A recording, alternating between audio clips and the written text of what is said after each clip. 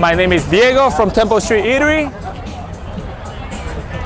We're gonna be breaking some of this using a little bit of the grill from Swilling and Henkel's.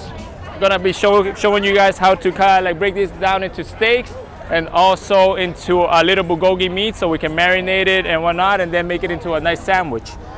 So just to start, nice piece of meat right over here. Got a lot of fat going on over here, right? Where we can try to trim it down. How much fat will you take off of that? I would take off about 80% of this fat.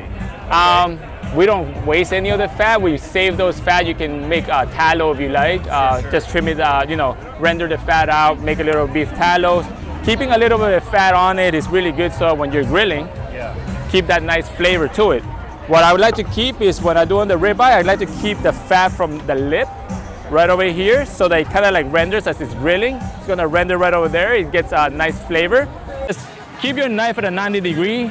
If you have a nice sharp knife, try to do like a nice clean cut. Not like serrated, because if you serrate it, you guys get in that waviness, you start tearing. Most of the fat up here, you have a little bit of a silver skin. So it's kind of like not good for eating anyways, right? But you can cook with it. But you can cook with it. Get some tallow or make it into stock. Beef stock, really nice beef stocks going on. So nice.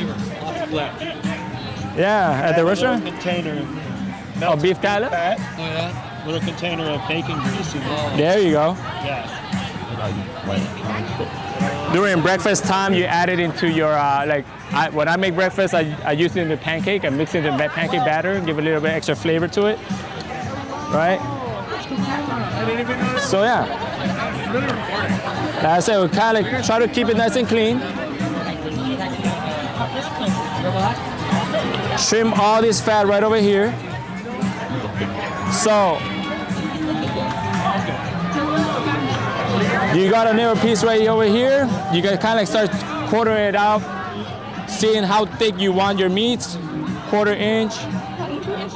And that's just personal preference. Personal preference. Some people like it thicker, some people like it thinner. For me, like a 1 inch like this is pretty good. You're also trying to cook something black and blue, sure, a little thicker doesn't help. Exactly. Most of them will well done. Thinner, of course. Then if you're sauteing, a little bit thinner. Right. I try to keep a little bit of that fat in the lip so that when you start grilling, that fat is gonna go into the meat, get some extra flavor going on, right? I'm gonna cut another piece right here. So then I like to keep the middle part. I'm gonna cut it just a little bit thinner as I'm gonna use some of this. It's a little more tender so we can use it into cutting into little strips and then using the wok and sauteing it to make a little bit of a bulgogi beef, which is a Korean style beef that is translated to fire meat.